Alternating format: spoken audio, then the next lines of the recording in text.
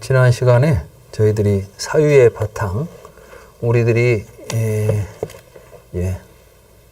사유하는 여러 가지 개념들이 어떤 구조 속에서 형성이 되고 그것들이 어떻게 우리들의 욕망의 대상으로 또 변질이 되는가, 이런 것들의 과정을 사유를 통해서 통찰하는 것, 이것이 불교 수행이다.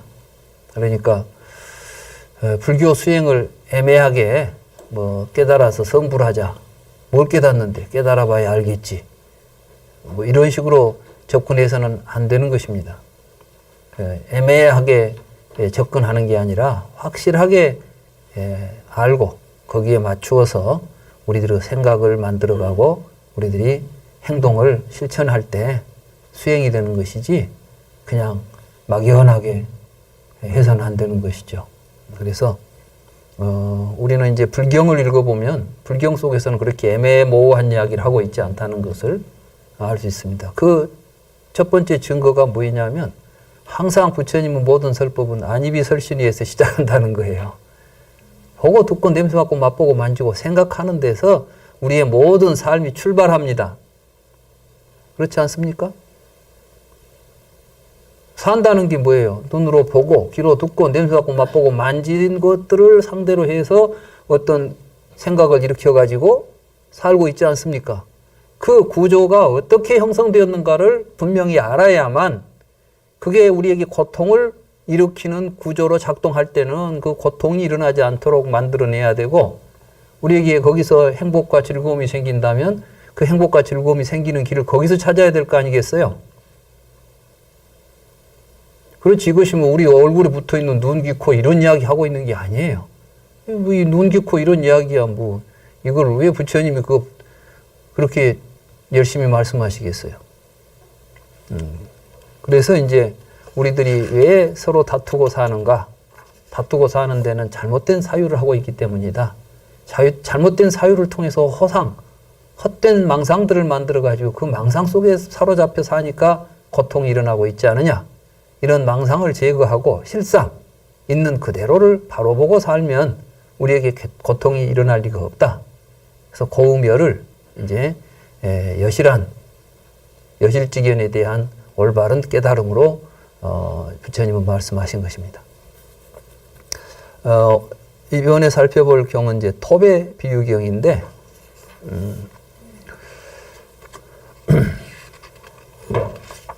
이 톱의 비유경이 또 앞에 있는 그런 내용들과 아주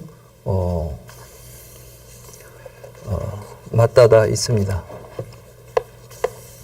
이 경에 보면은 몰리아 빠꾸나 존자라는 분이 나옵니다. 이 빠꾸나 존자가 불경에 자주 등장해요. 근데 이제 이분은 좀 부처님 경전에 대한 이해가 잘 안 되셨던 분인 것 같아요. 그러니까 어떤 경이 하나 또 있냐면, 이 빠꾸나 존자가 나오는 경에 이 빠꾸나 존자는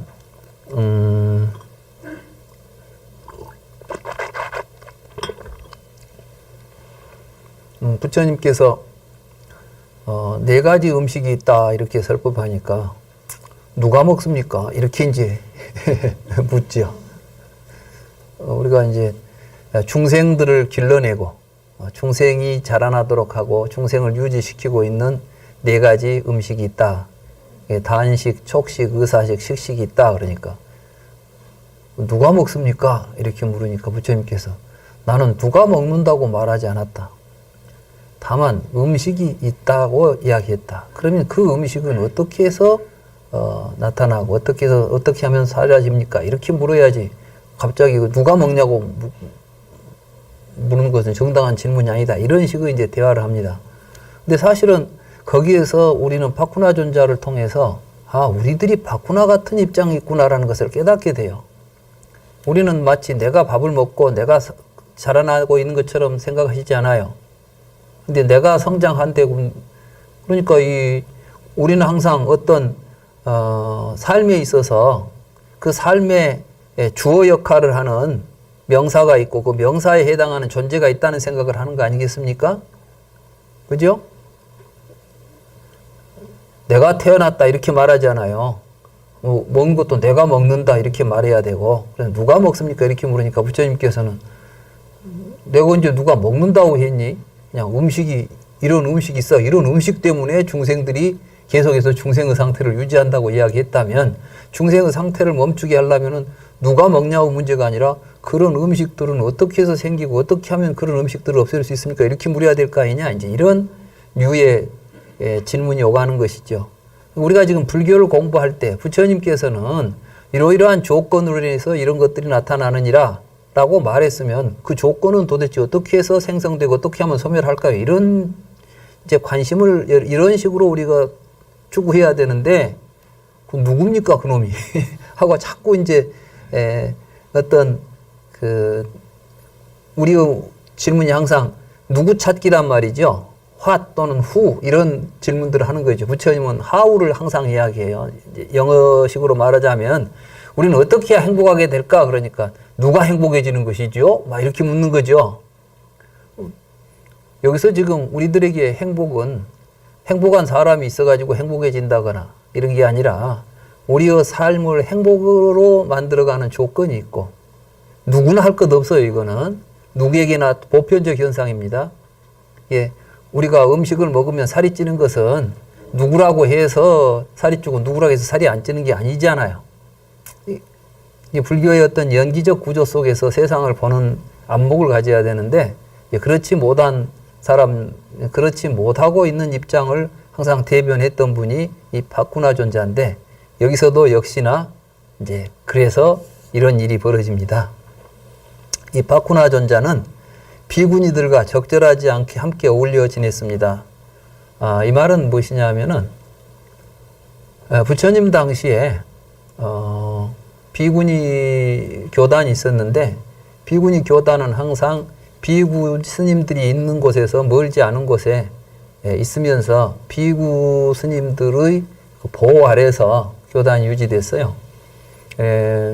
그래서 이제 율장에 보면은 비구니는 비구를 보면 아무리 늙은 비구니도 저 어린 비구에게 예를 갖추어서 뭐 예배를 올려야 된다 이렇게 되어 있습니다. 그러니까 굉장히 불평등한 관계죠, 남녀 관계가. 근데 이제 우리는 그 계율이나 이런 것들의 형성이나 내용을 부처님 당시의 사회와 연관해서 생각을 해야 돼요. 혹자들은 그렇기 때문에 부처님은 성에 있어서 불평등한 관점을 가지고 있지 않았느냐, 또는 어떤 경우에는 지금도 우리 사회에서 또 이 교단 내에서 율장에 근거해 가지고 비구니 스님들을 굉장히 하대하는 경우도 없지 않습니다. 뭐 이런 것들은 제가 볼 때 시대를 잘못 짚고 있는 것이다.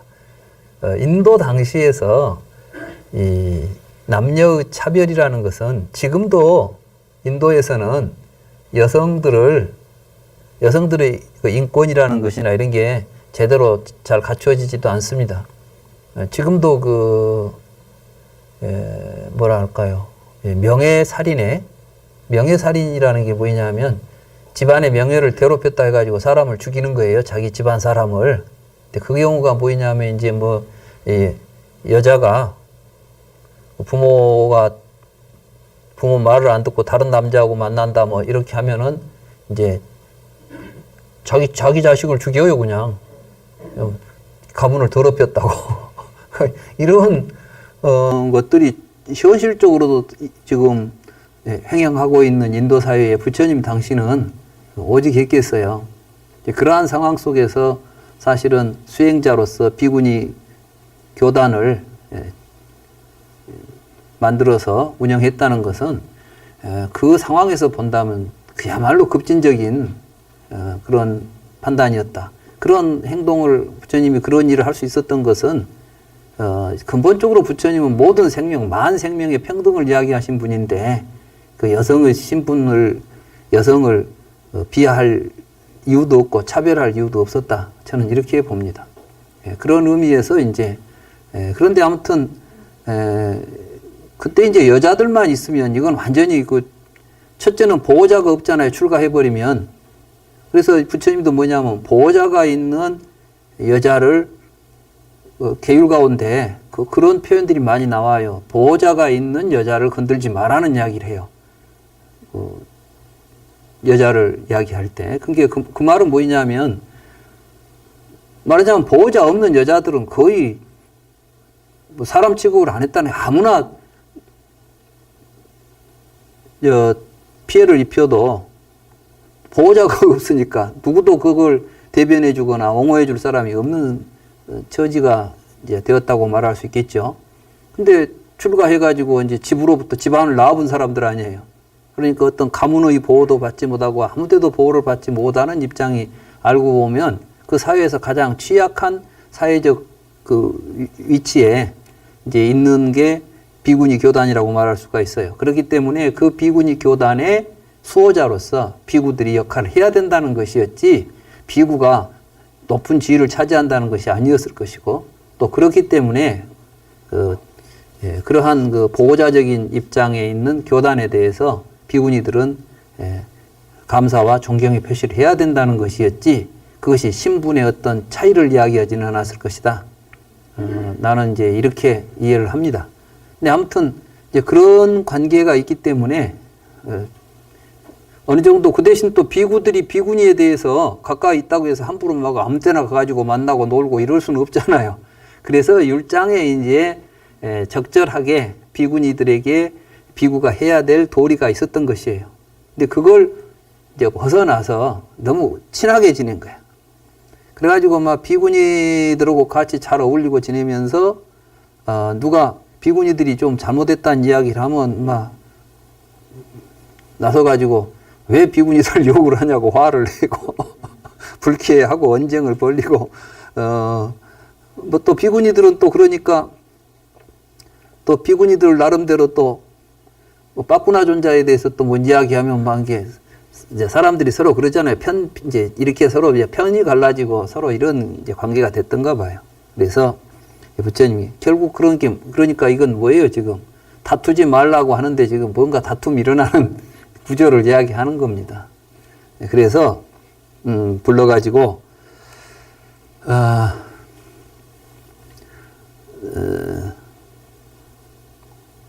그래 이제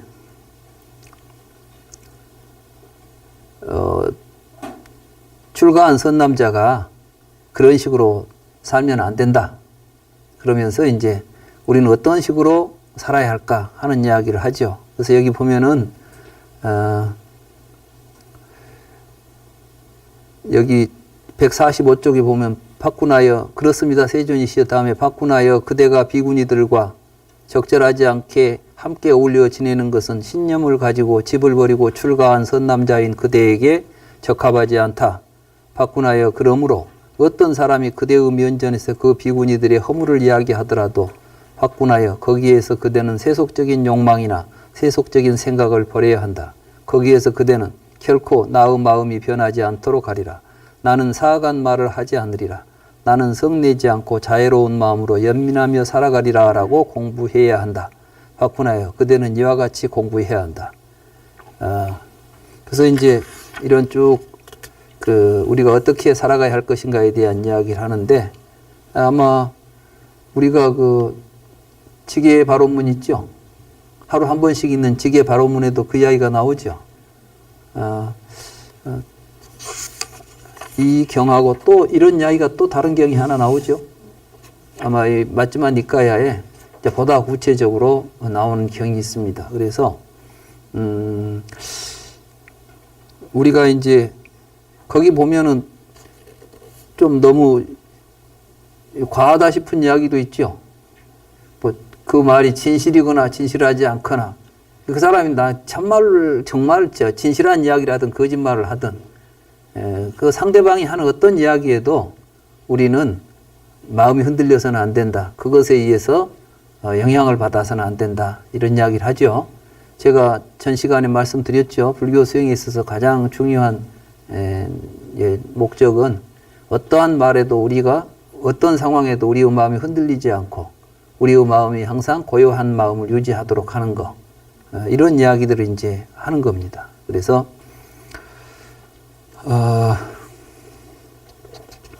근데 여기 보면 참 재밌는 이야기가 하나 나옵니다.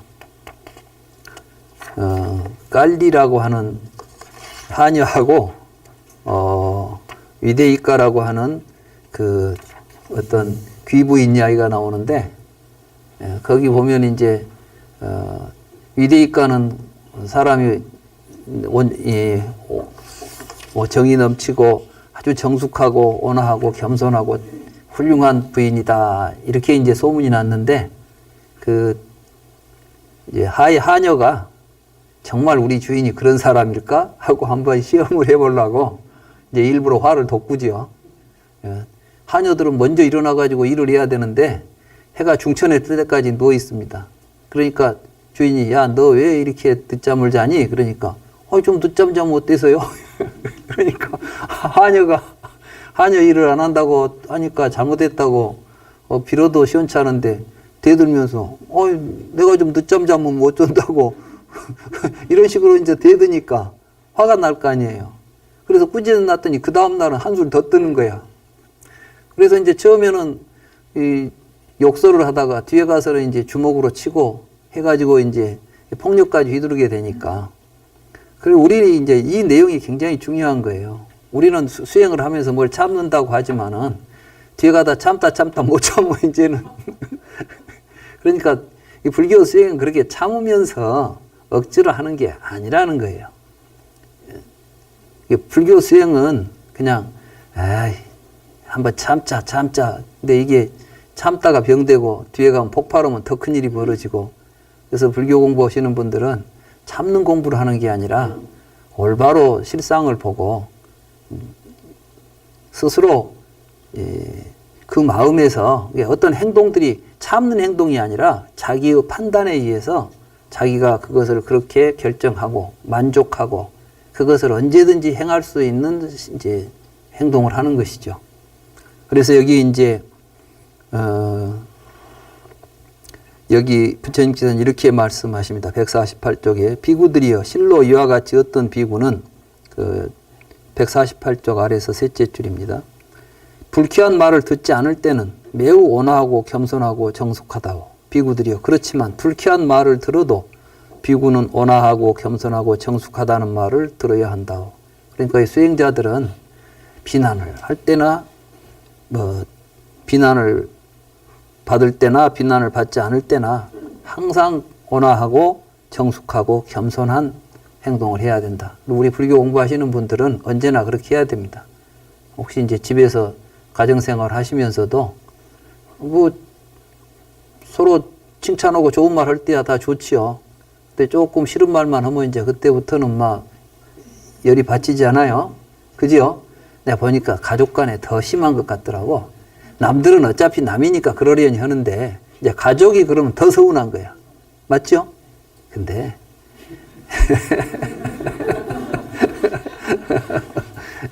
이제 이렇게 불교를 공부를 한다는 것은 무엇을 의미하겠어요? 여기 와서 여기 앉아 있으면 뭐가 이익이 되겠어요? 바로 이제 이런 걸 하나하나를 우리가 진짜 실천해 보면 어떻게 변화하는가를 봐야 돼요. 여러분들의 가정도 여러분들이 만들어내는 거 아니겠어요? 남편도 아내도 다 서로 만드는 거예요. 우리는 서로 같이 만들어가는 거니까. 어느 나라 속담에 누가 그랬다더라? 시집갈 때 딸한테 그렇게 말했대요. 너는 시집가서 네 남편을 네가 하인처럼 대하면 너는 하녀가 될 것이고, 네가 왕처럼 모시면 너는 왕비가 될 것이다. 네. 그러니까 자기 자신을 자기가 규정할 수 없습니다. 나는 관계를 통해서 내가 드러나겠죠? 그 말이 맞아요, 틀려요? 여러분이 여러분의 배우자를 하인이나 하녀로 취급하면 여러분은 바로 그 하인, 하녀의 남편이고 아내가 되는 거예요. 여러분이 여러분의 배우자를 왕비로 모시고 있거나 왕으로 모시고 있다면 여러분이 왕이 되거나 왕비가 되는 거라고. 세상은 그렇게 우리가 스스로 만드는 것이지 이때 왕비가 따로 있고 뭐 따로 있지 않습니다. 그와 마찬가지로 근데 우리는 자꾸 이제 그런 걸 놓치기 때문에 자기 자신을 이제 중심으로 해서 마음에 들면 좋아하고 조금만 싫으면 막 화가 나고 그러지 말라는 거예요. 그래서 나는 옷과 바로와 자구와 의학 자구로 인해서 유순하고 유순해지는 비구를 유순한 비구라고 말하지 않는다. 그러니까 누가 뭐 잘 갖다 주고 막 스님 하고 막 하면은 그 신도 앞에서는 그렇게 막 뭐 부드러운 솜사탕 같이 행동하지요. 그런데 별로 뭐 이런 것도 갖다 주도 않으면서 자꾸 사람 귀찮게 하면은 이제 실증을 나고 한다면 그건 참다운 수행자가 아니다. 이렇게 이제 부처님께서 아마 부처님 당시에도 마찬가지였던 것 같아요. 사람 사는 데는 다 같지 않겠습니까? 그래서 그러므로 우리는 가르침을 존경하고 존중하고 공경함으로써 유순해지도록 하자라고 생각해야 한다. 이게 이제 부처님 말씀입니다. 그래서 비구들이여 다른 사람들이 그대들에게 이야기할 때 말하는 방식에 5가지 경우가 있을 것이요. 즉 시의가 적절하거나 부적절한 경우, 진실에 부합하거나 부합하지 않는 경우, 말투가 온화하거나 난폭한 경우, 내용이 유익하거나 무익한 경우, 마음이 자유롭거나 성내는 경우가 있을 것이요. 비구들이여 다른 사람들이 그대들에게 어떤 방식으로 이야기를 하든 그대들은 이와 같이 공부해야 한다오. 아까 여러분들 회장님이 대표로 읽었던 이 지계발언문에 이야기 나오죠. 바로 이 내용을 이제 정리해가지고 우리들이 공부할 때 항상 기본이 되는 마음가짐으로 삼자 그래서 우리 붓다 나라에서는 이게 사실은 이제 계에 해당합니다. 계. 그래서 우리가 계의를 지킨다는 것이 무엇이냐 할 때 이제 아까 지계발언문이라고 그랬죠. 그래서 우리 공부하면서 항상 우리는 이런 마음가짐을 가지고 이렇게 하자. 이렇게 이제 공부하기로 했으면 실천을 해야 돼요. 여기서 외울 때만 외우고 말아버릴 게 아니라. 그래서 이제 가장 실천하기 좋은 게 가정 아니겠어요? 가정. 가정에서 남편이 또는 아내가 적절하거나 부적절하지 않은 말을 적절하지 않은 때에 뜬금없이 뭔 이야기로 화가 나지. 근데 그러든 어떠든 또는 진실에 부합하거나 진실하거나 그렇지 않은 경우든 또 온화하게 말하거나 난폭하게 말하거나 유익하든 무익하든 자유롭게 말하든 성내든 어떠한 방식으로 이야기하든 결코 마음이 변하지 않도록 하리라. 나는 사악한 말을 하지 않으리라. 나는 성내지 않고 자애로운 마음으로 애민하며 살아가리라. 이러면 뭐 싸울 일이 있겠어요? 없겠어요? 이게 이제 부처님께서 다투지 않고 사는 법입니다. 그래서 항상 우리는 자애로운 마음을 가지고 일체 모든 사람들에게 애민하고 그 사람들에 대해서 자애로운 마음을 가득 채워가지고 일체의 세계를 풍부하고 광대하고 무량하고 평화롭고 비폭력적이고 자애로운 마음으로 가득 채워 살아가리라. 이제 이러한 생각으로 사는 걸 보고 사무량심이다 이렇게 말해요. 자비희사라고 그러죠. 자비희사. 그래서